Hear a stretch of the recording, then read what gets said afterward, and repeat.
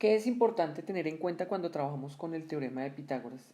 Pitágoras trabajó con los triángulos rectángulos.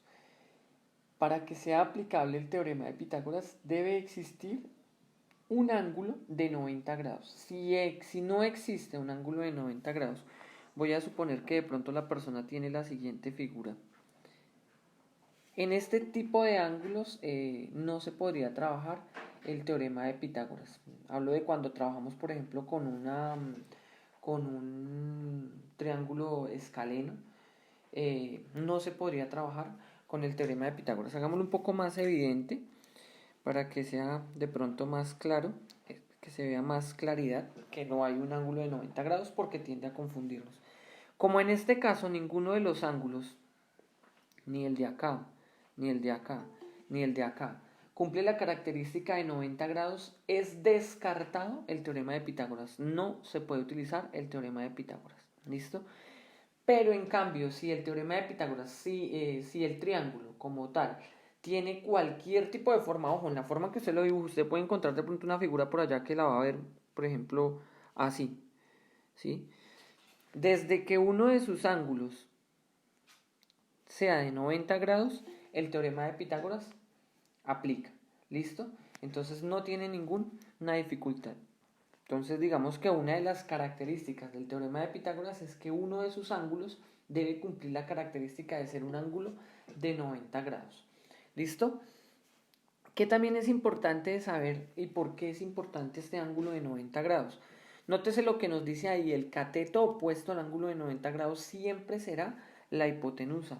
Bueno, lo que nos está diciendo acá básicamente es que usted siempre que encuentre el cateto o el ángulo de 90 grados, el cateto opuesto nos habla de la línea que está opuesta al ángulo, siempre será la hipotenusa.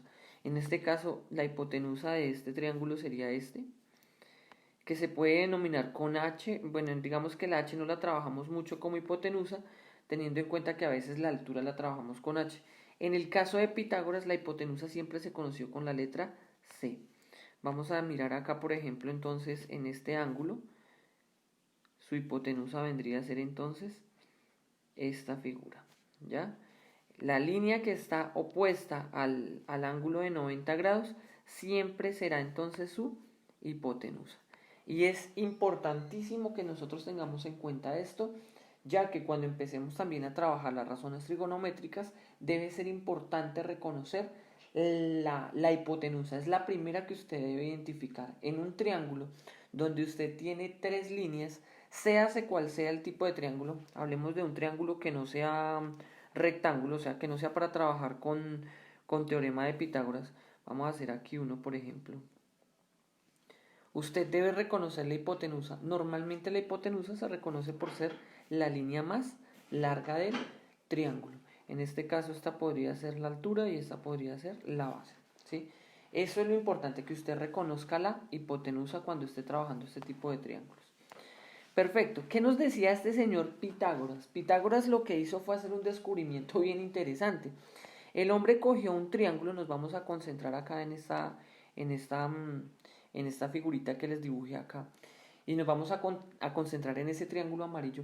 El tipo cogió y dijo, bueno, este triángulo yo puedo formar tres cuadrados con cada uno de sus lados. Entonces acá si usted observa, por ejemplo, el cuadrado rojo es de la línea roja.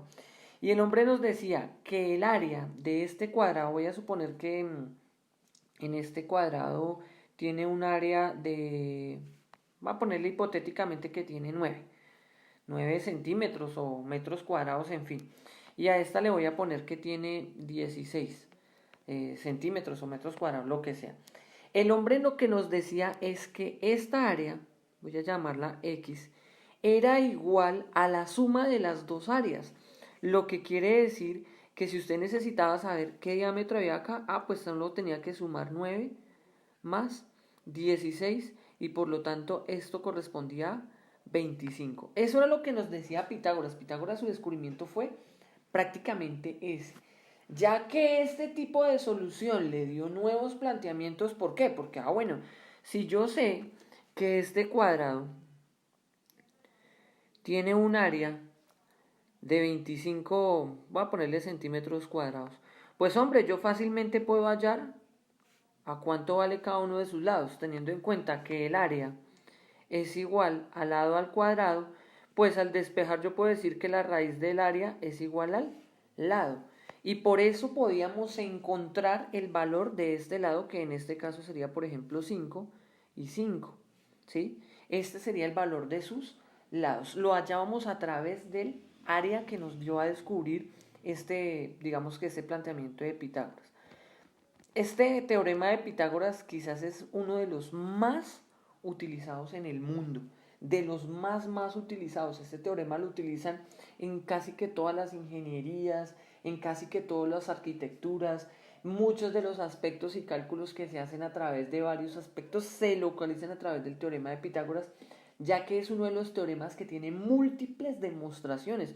Hay casi que infinitas maneras de demostrar el teorema de Pitágoras, o sea, de decir que efectivamente esta área que tenemos acá, la voy a colorear acá de color, no sé, morado, esta área es igual a la suma de esta con esta área.